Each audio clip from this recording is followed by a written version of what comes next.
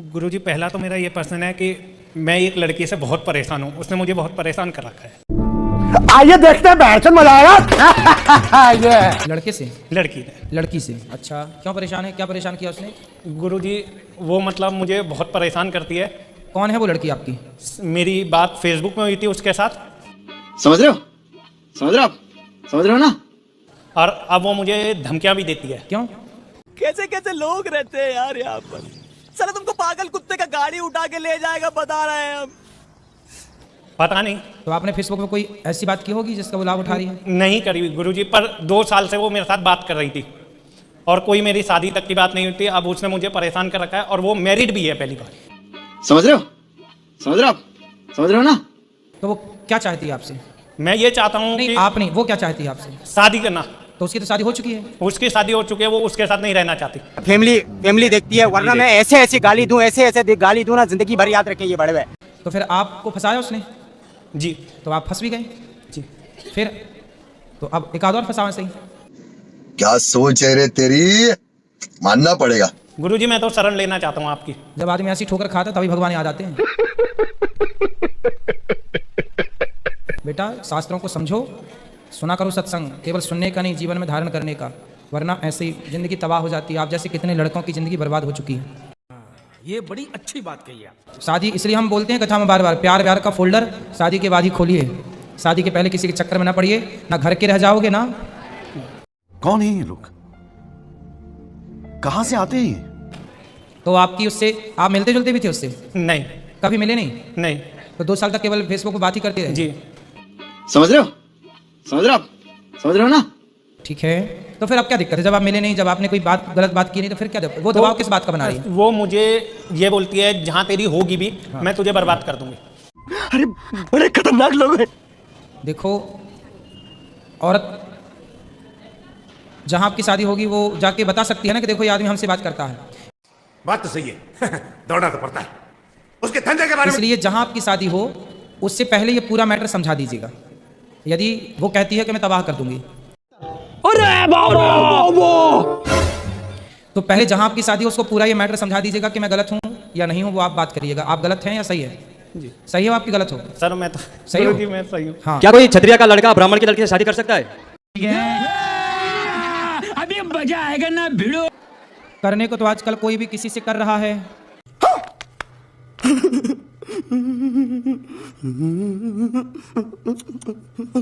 लेकिन धर्म इजाजत नहीं देता। और नहीं देखते, वो बोलते हैं कि पितरों को दर्पण नहीं कर सकते। अभी आपने बोला कि चतुर्वर्ण से करके ब्राह्मण, क्षत्रिय और शूद्र और वैश्य जो भी हैं गुण और कर्मों के विभाग से होते हैं, तो फिर गुरुजी ऐसे कैसे बोल सकते हैं कि नहीं हो सकता है?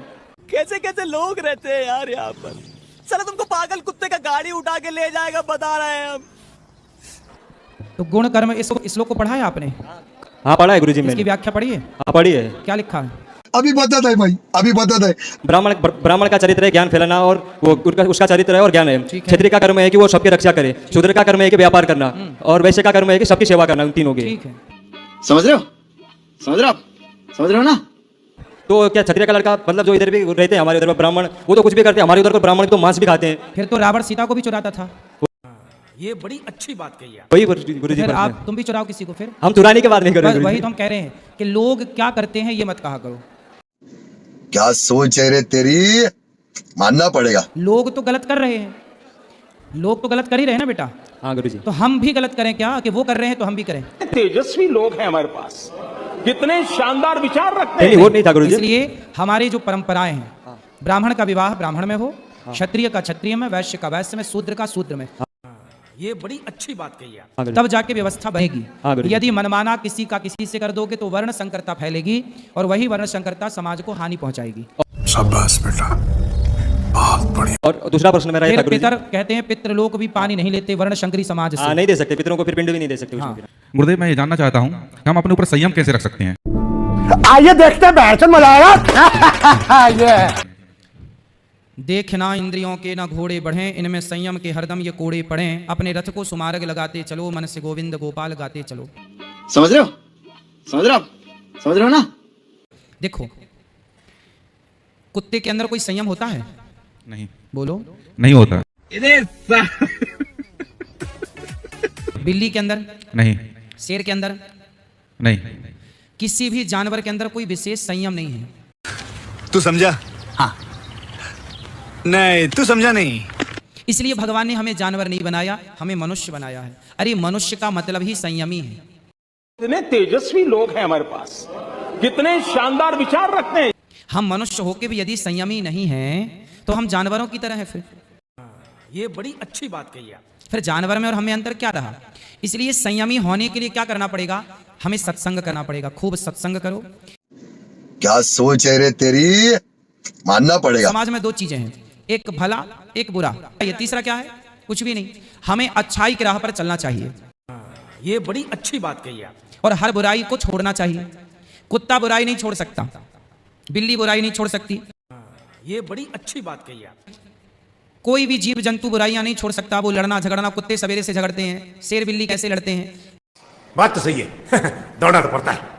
उसके धंधे के बारे में। लेकिन हम मनुष्य हैं, हम ईश्वर ने बुद्धिमान बनाया। जितनी बुद्धि मनुष्य के पास है किसी के पास नहीं। बात तो सही है। दौड़ना तो पड़ता है। उसके धंधे के बारे में। इसलिए सत्संग के बल से, अपने बुद्धि और विवेक के बल से आप अपने आप को संयमी बना सकते हैं। संयमी मतलब कि हमें क्रोध आएगा पर हम पी जाएंगे। समझ रहे हो? समझ रहे हो आप? समझ रहे हो ना? जैसे हवन कुंड में कुछ भी डाल दो, स्वाहा, सब जल के आग भस्म कर देती है। ऐसे आप भी अपने चित्त को हवन कुंड बनाओ कि हर बुराई आए और आपके चित्त में आते ही वो जलकर भस्म हो जाए। अरे बाबा, सिर्फ अच्छाइयां रह जाएं। ये करना पड़ेगा। जब आप पैदा हुए आपको लिखना पढ़ना आता था क्या? बात तो सही है। दौड़ना तो पड़ता है।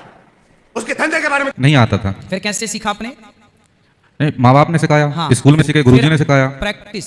हर चीज की क्या की आपने? प्रैक्टिस। हमने लिखने की प्रैक्टिस की, पढ़ने की प्रैक्टिस की। क्या बात है सर, क्या बात है सर, क्या बात, ये बात है। अरे सर क्या तो आप अपने आप को प्रैक्टिस से बस में क्यों नहीं कर सकते? आप प्रैक्टिस कीजिए, कोशिश कीजिए, सब कुछ संभव है। Nothing is impossible, everything is possible.